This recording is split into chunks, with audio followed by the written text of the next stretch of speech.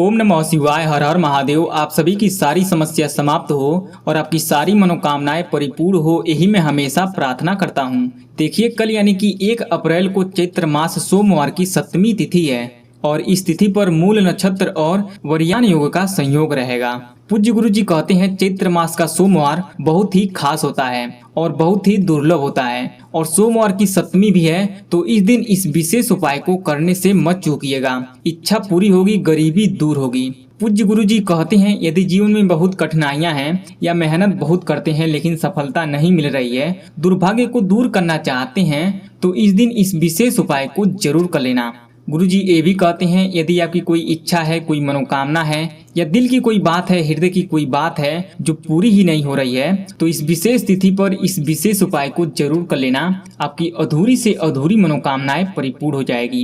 यदि धन संपदा की बहुत समस्या है, पैसा पास में टिक ही नहीं रहा है, गरीबी आपका साथ नहीं छोड़ रही है, तो भी आपको इस दिन इस विशेष उपाय को जरूर करना चाहिए। बस शिवलिंग पर एक विशेष चीज को लगाकर चले आना है और एक महाचमत्कारी मंत्र को बोल देना है। मेरे देव अधिदेव आपकी खाली झोली को भर देंगे और आपकी सारी अधूरी मनोकामनाएं को परिपूर्ण कर देंगे। पूज्य गुरु जी के कथा से ही सुन के समझ के बड़े ही विस्तार से बताने की और समझाने की पूरी प्रयास करूंगा।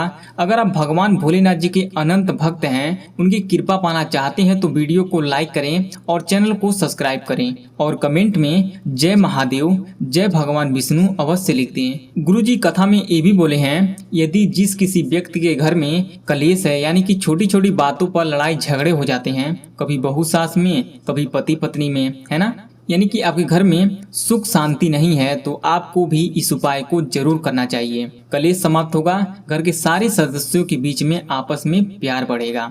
देखिए, इस पूरे वीडियो में पूज्य गुरु जी के बताए गए 3 बहुत ही खास उपाय को बताऊंगा। वीडियो को पूरा जरूर देखिएगा। पहला और दूसरा उपाय बहुत ही खास है और तीसरे उपाय को करने से मत चूकिएगा। बहुत ही चमत्कारी उपाय है तीसरा वाला। तो पूज्य गुरु जी के बताए गए पहले उपाय को समझ लेते हैं कि इस उपाय को कैसे करना है, मिलेगा क्या, बेनिफिट क्या होगा, है ना। देखिए, इस उपाय को करने के लिए गुरु जी ने क्या क्या लेने के लिए बोले हैं। सबसे पहला चीज आपको लेना है शहद। जी हाँ, आपको 1 चम्मच शहद को ले लेना है। देखिए, इस दिन शहद का बहुत ही महत्व है ना। शहद मिलना थोड़ा सा कठिन है, लेकिन आपको 1 चम्मच शहद कहीं से भी आपको लाना है ना। और आपको लेना है 1 चम्मच घी। जी हाँ, आपको 1 चम्मच शुद्ध घी को भी ले लेना है। देखिए, इस उपाय में घी का बहुत ही महत्वता है। और आपको लेना है लाल चंदन। जी हाँ, आपको थोड़ा सा लाल चंदन को भी ले लेना है, ज्यादा नहीं, आपको थोड़ा सा ही लाल चंदन को लेना है। और आपको एक पात्र में शुद्ध जल को अपने घर से ही भर लेना है। इतना सामग्री को इकट्ठा कर लेना है। इतना सामग्री इकट्ठा हो गया, अब आपको इस सभी सामग्री को लेकर चले जाना है भगवान भोलेनाथ जी के मंदिर पर। वहां पर जाने के बाद आपको क्या करना है, शिवलिंग के पास उत्तर दिशा की ओर अपना मुख को करके खड़े हो जाना है। उसके बाद ही आपको इस उपाय को करना है। तो सबसे पहले आपको क्या करना है, ये जो 1 चम्मच शहद को लिए हैं उसे शिवलिंग पर भगवान शिव जी के स्थान पर लगाना है। अपने दाहिने हाथ के बीच वाली उंगली के बगल वाली उंगली से, यानी कि अनामिका वाले उंगली से ही आपको इस शहद को लगाना है। इस शहद को शिवलिंग पर कुछ इस प्रकार से लगाना है, स्क्रीन पर आप देख सकते हैं। ऐसे ही आपको लगाना है और मन में श्री शिवाय नमस्तुभ्यम मंत्र का स्मरण कर लेना है और अपना नाम और गोत्र बोल देना है और अपनी मनोकामना को भी बोल देना है। जो भी आपकी अधूरी मनोकामनाएं हैं, जो काफी दिनों से परिपूर्ण ही नहीं हो रही है ना, तो उसे बोल देना है। जी हाँ, मेरे देव अधिदेव आपकी खाली झोली को भर देंगे और आपकी अधूरी मनोकामनाएं को परिपूर्ण कर देंगे। उसके बाद इस घी को इस लाल चंदन में मिला देना है। जी हाँ, ये जो 1 चम्मच घी लिए हैं उसे इस लाल चंदन में मिला देना है और इसका पेस्ट बना लेना है ना।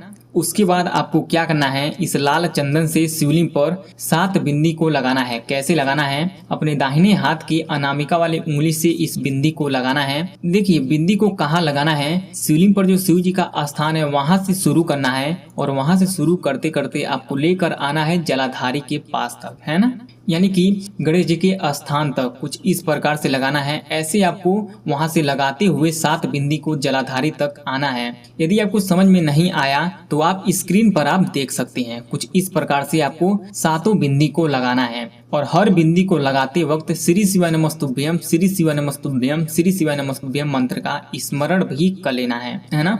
ऐसे ही आपको 7 बिंदी को लगाना है और 7 बार श्री शिवाय नमस्तुभ्यम मंत्र का स्मरण कर लेना है। समझ गए? उसके बाद आपको क्या करना है, शिवलिंग पर जो पहले से ही बेलपत्र चढ़ा हुआ है, जी हाँ, शिवलिंग पर जो पहले से ही बेलपत्र चढ़ा हुआ है उसे लेना है और उसे साफ करके उसके बाद इस बेलपत्र को इस लोटे के जल में डाल देना है। ध्यान रहे, लोटे में जब पत्ते को डालें तो पत्ते का जो डांडी होता है वो ऊपर की तरफ होना चाहिए, है ना। कुछ इस प्रकार से स्क्रीन पर आप देख सकते हैं, है ना। और डालते वक्त अपना नाम और गोत्र बोल देना है और अपनी मनोकामना को भी बोल देना है।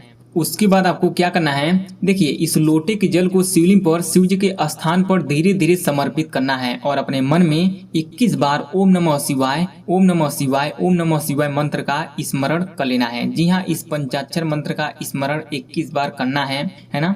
और लास्ट में अपना नाम और गोत्र बोलकर और अपनी कामना को भी बोल देना है, जो भी आपकी मनोकामना है जिसे आप परिपूर्ण करना चाहते हैं। मेरे देव अधिदेव आपकी सारी अधूरी मनोकामनाएं को पूरा जरूर करेंगे। इस उपाय को प्रैक्टिकल रूप में कर लेना है, आपकी अधूरी मनोकामनाएं पूरी होगी। मेरे देव अधिदेव आपकी खाली झोली को भर देंगे। अब पूज्य गुरु जी के बताए गए दूसरे उपाय को समझ लेते हैं कि इस उपाय को कैसे करना है, मिलेगा क्या, बेनिफिट क्या होगा। देखिए इस उपाय को करने के लिए पूज्य गुरु जी ने क्या क्या लेने के लिए बोले हैं। सबसे पहला चीज आपको लेना है 2 आटे का दिया। जी हाँ, 2 आटे का छोटा छोटा दिया बना लेना है। देखिए आटे का दिया सभी दियों में सबसे सर्वश्रेष्ठ और पवित्र होता है और आटे के दिया से दीपक जलाने से आर्थिक स्थिति सुधरती है ना। और आपको लेना है शुद्ध घी। जी हाँ, 2 चम्मच घी को ले लेना है और आपको लेना है गोल बाती। जी हाँ, 2 गोल बाती को भी ले लेना है और आपको लेना है सबसे महत्वपूर्ण चीज काली मिर्च। जी हाँ, 4 काली मिर्च को भी ले लेना है। सभी के घरों में ये चीजें आसानी से मिल जाएगी। इतना सामग्री को इकट्ठा कर लेना है। अब इस उपाय को कहाँ करना है, अब इस दीपक को कहाँ पर प्रज्वलित करना है, तो इस दीपक को प्रज्वलित करना है भगवान भोलेनाथ जी के मंदिर पर। अब आपको शिवलिंग के पास चले जाना है और उत्तर दिशा की ओर अपना मुख को करके खड़े हो जाना है। अब आपको क्या करना है, सबसे पहले इस दोनों दिया को शिवलिंग के पास रखना है। इस प्रकार से स्क्रीन पर आप देख सकते हैं, शिवलिंग के पास जो जलाधारी है उसी के सामने रखना है। उसके बाद इसमें घी को डालना है। दोनों दिए में 1-1 चम्मच घी को डाल देना है और दोनों दिए में 1-1 गोल बाती को भी डाल देना है। जब शिव जी के मंदिर पर दीपक को प्रज्वलित करें तो गोल बाती से ही दीपक को प्रज्वलित करें। समझ गए? अब इस दिए को जलाना है। अब इस दिए को जला देना है श्री शिवाय नमस्तुभ्यम मंत्र को बोलकर। दीपक को जला दिए।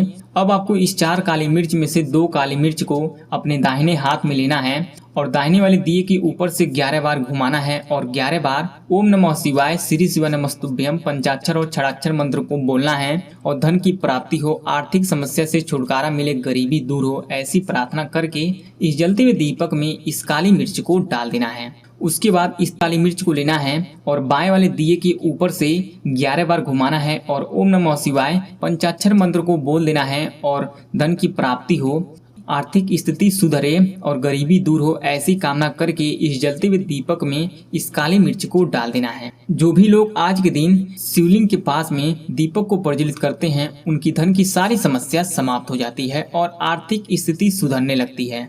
अब तीसरे उपाय को कैसे करना है, मिलेगा क्या, बेनिफिट क्या होगा, है ना।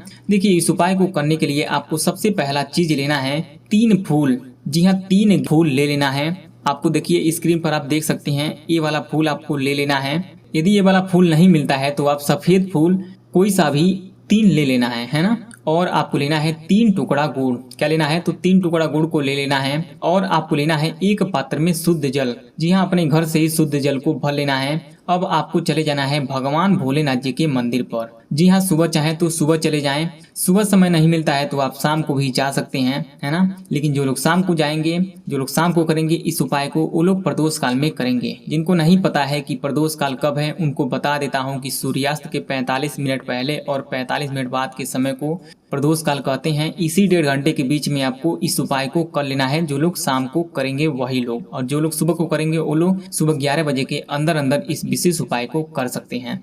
अब मंदिर पर पहुंच गए तो शिवलिंग के पास उत्तर दिशा की ओर अपना मुख को करके खड़े हो जाना है। उसके बाद ही इस उपाय को करना है। अब आपको क्या करना है, इस 3 टुकड़े गुड़ में से 1 टुकड़े गुड़ को लेना है और इस 3 फूल में से 1 फूल को लेना है और ओम नमः शिवाय हर हर महादेव मंत्र बोलकर शिवलिंग पर जलाधारी के स्थान पर रख देना है। उसके बाद 1 फूल को और 1 टुकड़े गुड़ को शिवलिंग पर अशोक सुंदरी जी के स्थान पर रख देना है, समर्पित कर देना है। श्री शिवाय नमस्तुभ्यम ओम नमः शिवाय मंत्र को बोलकर और अपना नाम और गोत्र बोल देना है और अपनी कामना कर लेना है कि गरीबी दूर हो, है ना, सारे संकट दोष सब समाप्त हो, नकारात्मक ऊर्जा घर से निकले, ऐसा कामना कर लेना है। उसके बाद इस 1 फूल को और इस 1 गुड़ के टुकड़े को इस लोटे के जल में डाल देना है ओम नमः शिवाय हर हर महादेव मंत्र को बोलकर, है ना, और अपने मन में कलेश खत्म हो, परिवार में प्यार बढ़े, ऐसी कामना कर लेना है। उसके बाद इस लोटे के जल को शिवलिंग पर गुरुजी ने 3 जगह समर्पित करने के लिए बोले हैं। तो सबसे पहले इस लोटे के जल को जलाधारी पर समर्पित करना है, ओम नमः शिवाय हर हर महादेव मंत्र को बोलकर और अपना नाम और गोत्र बोल देना है और अपनी कामना कर लेना है ना। उसके बाद थोड़ा सा जल शिवलिंग पर अशोक सुंदरी जी के स्थान पर समर्पित करना है, अपना नाम और गोत्र बोलकर। उसके बाद इस लोटे के जल में जितना भी जल बचा है पूरे जल को शिवलिंग पर शिव जी के स्थान पर समर्पित करना है, ओम नमः शिवाय श्री शिवाय नमस्तुभ्यम पंचाक्षर और क्षराक्षर मंत्र को बोलकर और अपने मन में कलेश समाप्त हो, घर के परिवार में आपस में प्यार बढ़े, है ना, तरक्की मिले, तरक्की के नए नए रास्ते खुले, ऐसी कामना कर लेना है। उसके बाद वहीं पर 2 से 5 मिनट बैठकर आंख बंद करके हाथ जोड़ के प्रार्थना कर लेना है, विनती कर लेना है। बस आपको इतना ही करना है। इस उपाय से जुड़ी कोई सवाल हो, इस तीनों उपाय से जुड़ी कोई सवाल हो तो कमेंट करके जरूर बताएं, रिप्लाई मैं जरूर दूंगा। वीडियो पसंद आए तो लाइक करें, चैनल को सब्सक्राइब करें। ओम नमः शिवाय हर हर महादेव।